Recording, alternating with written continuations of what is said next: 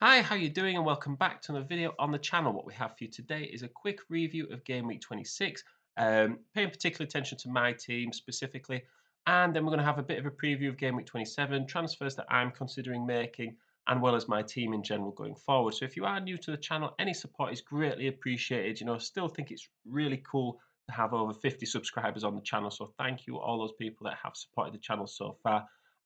Hopefully it can continue the rest of the season, and let's get into it. So we're going to start by looking at my team from the game week. And as we get the team on the board, just going to talk about my overall rank.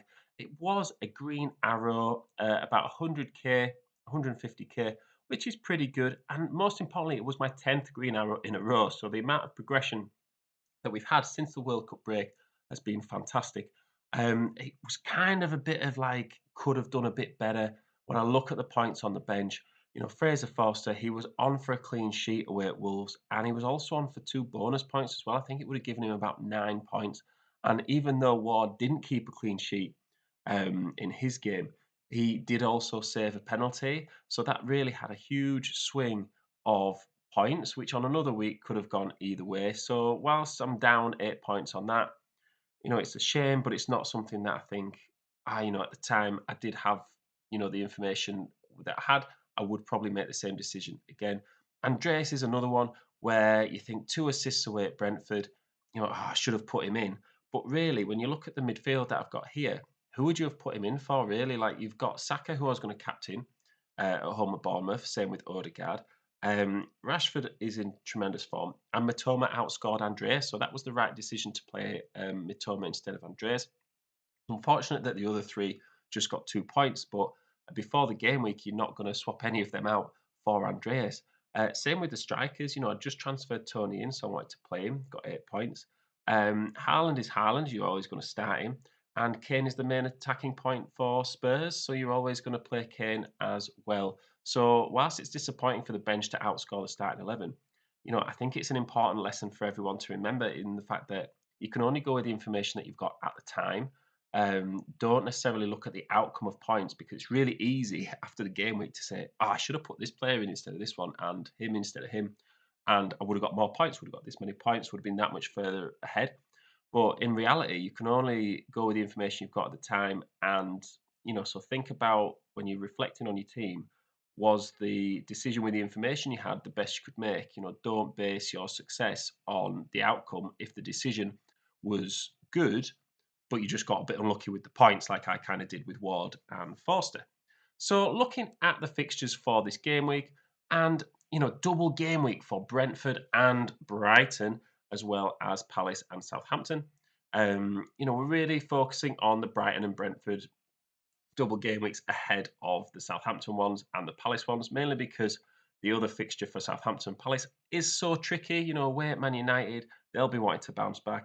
And whilst Palace have kind of been a bit of a tricky team for Man City over the years, every time it comes round, you kind of think, yeah, I'm kind of not going to back Palace against City. Let's see if it kind of happens again. So really, the question is are you going to captain a double game week player from Brighton or Brentford, or are you going to put all your eggs in a single game week basket? So the potential would maybe be for Salah, if you own Salah, with Liverpool away at Bournemouth. I think another single game week player you could look at would be Spurs at home to Nottingham Forest. Whether you want to sort of captain an Arsenal player away at Fulham, I do think that could be a trickier game. But they would maybe be the three sort of clubs you would captain. I think if you were captaining a single game week player, you would maybe look at captaining Haaland as well. But it's a bit of a hit and miss, like we say, with Palace being a tricky team for Man City. So in terms of double game week players, I think McAllister and Mitoma from Brighton are great options. I think Brighton's both fixtures look really good. You could maybe say the same for Brentford, although they do have two away games, and that first one away at Everton does look particularly tricky, especially because since Sean Dyche has come in, you would think that Everton would really focus on being sort of very compact and denying space around the box. So if you're going to captain someone like Ivan Toney, how many shots is he going to get off in that first game? It's the risk that you take. Some people always go with, well, I'm going to captain a double game week no matter what. And I think that's a good strategy. especially if you're not sure, you're always captain the player that plays twice ahead of the player that plays once. So I think they're good options, McAllister, Mitoma, or Tony for Brighton and Brentford, respectively. So into my team for the game week, and I do have a free transfer, and I've got some cash in the bank, got a couple of million in the bank. But I am thinking of rolling a transfer. I think because we have some blank game weeks coming up, I think it's something that I need to consider in terms of just saving a transfer for these trickier game weeks. I'm not really looking at transferring out a midfielder at the moment. There is the scope for taking out Andres for McAllister, someone like that. But then I also have to think, well, who would I drop? I can't drop any of the defenders because you've got to play three. Saka and Odegaard with Fulham, that's good. Rashford has Southampton at home. And Mitoma also has a double. So am I going to drop Kane against Forest at home? Probably not. Am I going to get rid of Haaland and transfer um, him out, or bench him? I'm probably not going to bench him either. So really, I don't necessarily need to make a transfer this game week. I think my team is looking pretty solid as it is, and I do think we're getting into that stretch of the season where if you don't need to make a transfer, don't force it. Um, if your team is looking pretty good and you're happy with this next game week, try and plan ahead of the blanks and the game weeks. The blanks and the doubles in future game weeks.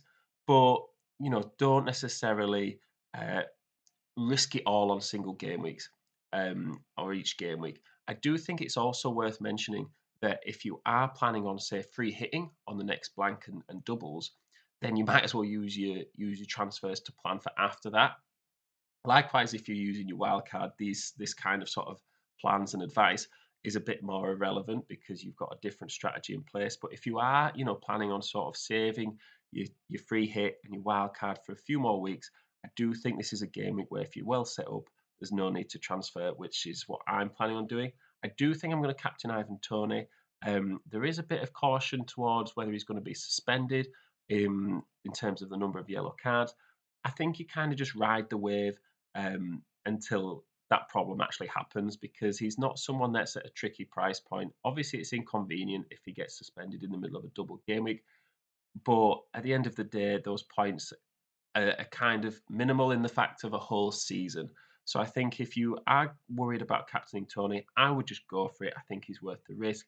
And if he does get suspended between game weeks, you can either just bench him or take him out. So that is kind of what I'm thinking for my own team up for this next game week 27. So be interested to see what you think. If I'm missing a trick here or there in terms of my players, is someone on the bench that you would start? And likewise, if you've got any questions, always happy to sort of give advice as well for what it's worth.